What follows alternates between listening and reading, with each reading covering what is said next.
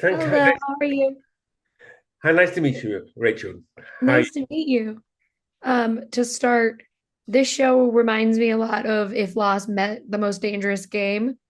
And so I wanted to ask you, what was kind of your inspiration when you started working on this and telling a story of not only just a plane crash, but also people being actively hunted as the story goes on? I just wanted to break away from what I do normally, which is much more genteel, sort of English country house type murders and everything a bit Agatha Christie and sort of generally a bit sort of cozy. And I wanted to do something that was much more edgy and dangerous. And for a long time, I've had the thought that an aeroplane is an interesting place where you might be sitting shoulder to shoulder, literally touching a psychopath, a killer, without knowing it, having dinner next to him or to her. And then if that plane crashes and you're suddenly alone, one of the survivors, and that person is still aboard, it is the perfect setting for a very different sort of murder mystery where even the environment, the Mexican jungle, spiders, snakes, lack of water, heat, rain, all the rest of it will be against you. So it's a sort of a double survival against the elements, against where you are, and against having no supplies, and against having somebody who wants to kill you. I'm surprised it hasn't been done more often before. Well, yeah, and do you feel a sixth sense of power knowing that people are going to sit there week after week and like want to watch this murder mystery and solve it, but you have all the answers because you've created these murder mysteries? Well, first of all, I hope they don't solve it, or at least part of me hopes they don't solve it. I mean, I always like to surprise people, and I would say within City, but this show is not really just a who done it. The solution is Mhm, not who did it. The solution is why they did it, and that I mhm. think is much more difficult in some ways, particularly as the numbers dwindle. Of course, the person who is the killer becomes it's one of 10, then it's one of 9, then it's one of 8, 7, 6, 5, 4. So your chances of getting it right go higher. But if you can guess why all this is happening, then I think you can then I think you can really congratulate yourself. Because this to me is an idea. It's an idea I had a long time ago, but I think it's such a sort of a shocking and different and innovative idea, and such an evil one, actually, now I think about it, that I hope that when you get to episode 6, and there's one particular moment, a real, I hope, out of your seat, oh my God, it did that really just happen, which will take people completely by surprise.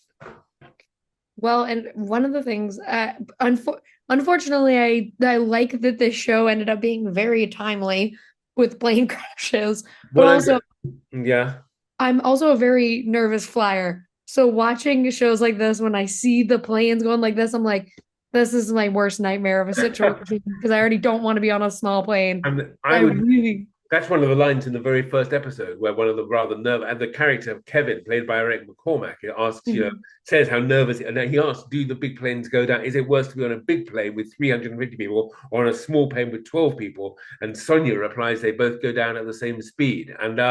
Uh, I'm the same. I'm not a great plane traveler. I must admit, I always think when I'm on a plane that, there's a couple of inches of metal between me and sort of a very long fall.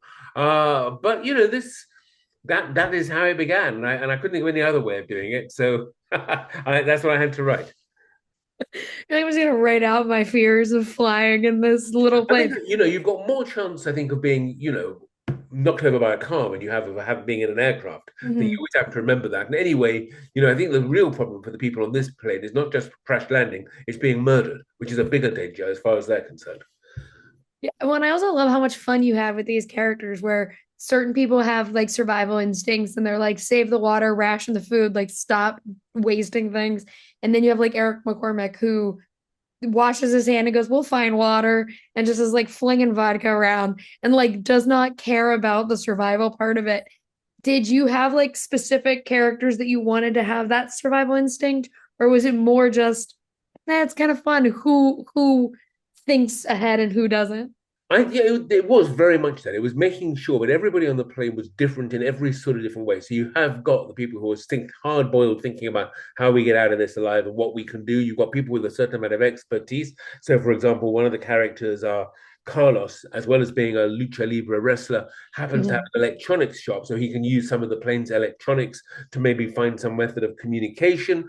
Then you've got rich people, you've got poor people, you've got politically people to the right, and you've got people who are perhaps more to the left. So it is sort of almost a microcosm. It's sort of it's the world. It's like everybody, and I think if a plane were to have the misfortune to come down and 10 people were left alive, this is a good mix to have. Everybody's got something to bring to the party. Well, their party is not exactly the right word for it. I agree. Well, thank you so much for talking with me today. I really appreciate it. And I can't wait for everyone else to get to see Nine Bodies. You're very kind, Rachel. Nice talking to you.